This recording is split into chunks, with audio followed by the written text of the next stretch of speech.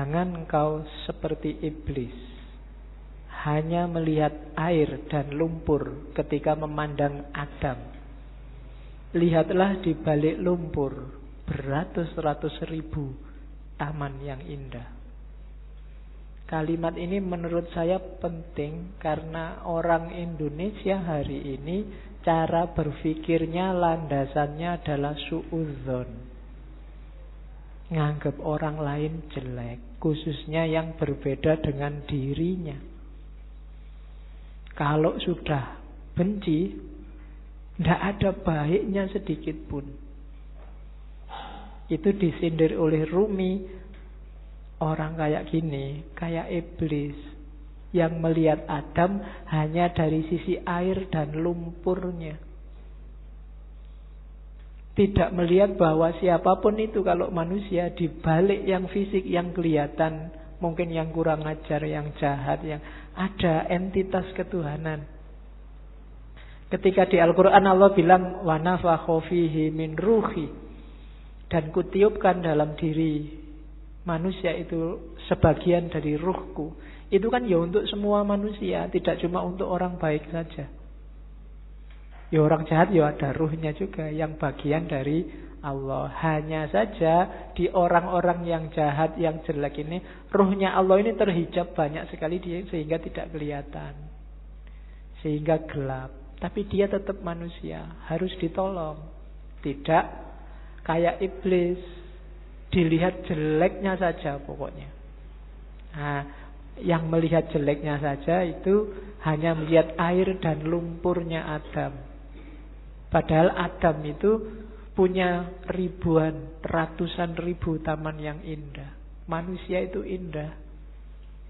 Kehidupan manusia juga indah. Ya kita sendiri yang sok-sok merusak. Dengan nafsunya tentunya ya. Hari ini kita sering jadi iblis. Kita ya jangan nunjuk orang lain. Biasanya nek wis benci kan terus gak ono api belas. Sejahat apapun orang, pasti ada sisi-sisi tertentu dalam hidupnya yang masih baik. Perampok, pembunuh itu kalau pas dia makan, ya ketika dia makan ini baik, wong dia memelihara jasad titipan Allah dalam dirinya. Waktu dia pulang, misalnya punya anak kecil terus ndulang anaknya, itu ya baik. Mungkin terus dia mandi, menjaga kebersihan, itu kan juga baik. Mungkin di antara hasil curiannya eman-eman ini sodako sebentar tetanggaku ada yang tidak. Iki yo apik meskipun barang colongan itu tadi. Malingnya jelek iya, ngerampoknya jelek, tapi banyak sisi yang baik dalam kehidupannya. Tapi kalau begitu kita benci, yang baik-baik ini nggak kita lihat. Sebaliknya kadang-kadang juga begitu kita suka, yang jelek-jelek nggak kita lihat. Nah, maka yang penting yang pertama jangan kayak iblis ya. Suka benci orang lain. Kalau ada orang tersesat, diingatkan. Kalau dia ngeyel, ya sudah, kan gitu rumusnya. Ada orang mau ke Jakarta kok jalannya ke timur. Ya jangan dimarahi, jangan dipisu-pisui, dipukuli, kurang ajar kamu ke Jakarta kok ke timur, kan enggak. Ya Mas, Jakarta itu ke barat, sampai kok jalan ke timur. Ya suka-suka saya dong. Ya sudah. Kan gitu aja. Hari ini kan kamu gitu. Ada orang kamu anggap sesat, terus kamu marah-marahi, kamu pukuli, nggak ditunjukkan yang benar gimana. Tunjukkan ya. Tugas kita kan cuma tabligh. Sampaikan aja. Kalau nggak diterima ya sudah. Perkara nek kamu kesasar mau ke Surabaya kok terus nyampe Banyuwangi, mau ke Jakarta nyampainya Banyuwangi, ya dinikmati saja. Urusannya dia. Nah, yang penting kita jangan jadi iblis. Kalau ada orang beda, orang kita anggap sesat, terus kita lihat jeleknya saja. Terus, ini penting juga, akal. Rumi termasuk orang yang memposisikan akal tidak sebagai puncak. Akal itu penting, tapi akal hanya transit. Akal harus dilampaui. Tidak boleh orang berhenti hanya di akal. Di Masnawi itu ada cerita yang mungkin sering dikutip orang. Cerita ahli bahasa dan tukang perahu. Jadi ada ahli bahasa naik perahu sama tukang perahunya. Sambil naik perahu terus ngobrol. Mas tukang perahu, sampean ngerti nggak kalimat majemuk itu apa? Nggak ngerti pak. Sampean sudah tua kalimat majemuk aja nggak ngerti. Rugi sampean hidup itu. Sampean ngerti nggak kalimat sastra itu kayak gimana? Nggak tahu pak. Apalagi sampean sudah umur tua gini sastra aja nggak ngerti. Buat apa umur sampean dihabiskan?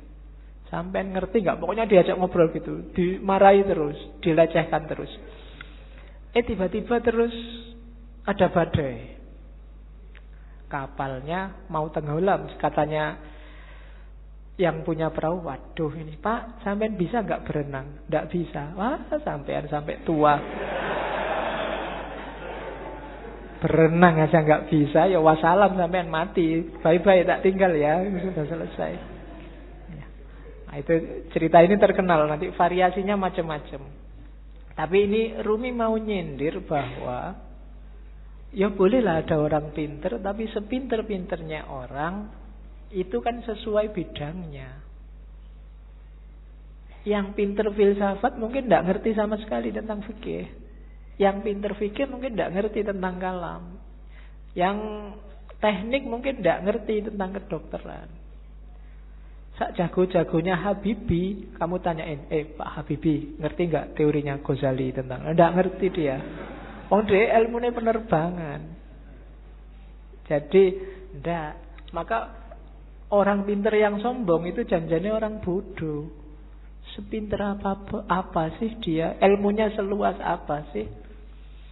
Tidak ada. Orang itu selalu pinternya fakultatif, sesuai fakultasnya masing-masing. Tidak ada ilmu universal.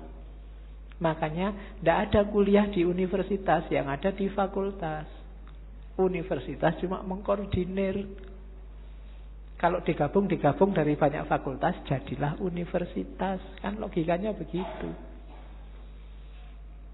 Jadi cerita ini sebenarnya Rumi menyindir, sejago-jagonya akalmu hanya bisa menangkap sesuai pengalamanmu masing-masing. Tidak akan lebih dari itu. Tapi saya ngerti dunia luar angkasa loh Pak. Ya, paling kamu pernah baca buku tentang luar angkasa, kan itu aja. Filsafat saya juga ngerti, matematika juga ngerti. Yang kebetulan kamu ngalami membaca atau ngalami belajar. Yang tidak ya enggak. Sokrates mungkin orang paling pinter, tapi sama istrinya urusan nyambel apa urusan bikin sayur itu tetap menang istrinya. Ya kan? Sepinter apapun Immanuel kan, kalau bannya bocor, kan ada cerita satu ketika Immanuel kan bannya bocor, sadelnya patah. Begitu nyampe di tukang sadel, Immanuel kan pingin nguji yang punya, tukang sadel tolong saya dibikinin sadel yang pakai rumus trigonometri plus 2 kali. Dari tukang sadel tidak bisa saya. Kalau sadel biasa bisa, kalau pakai rumus macam-macam tidak bisa. Ya memang beda ilmunya. Jadi yang pertama catatannya akal itu tidak segalanya. Kalau kita hanya bersandar pada akal, maka kita bersandar pada batas pengalaman kita sendiri. Karena sejauh apapun ilmu kita, ya sebatas yang pernah kita alami. Ilmunya mahasiswa filsafat pasti beda dengan mahasiswa pendidikan, pasti beda dengan mahasiswa teknik. Itu batasnya akal. Jadi saya bilang tadi, akal hanya transit.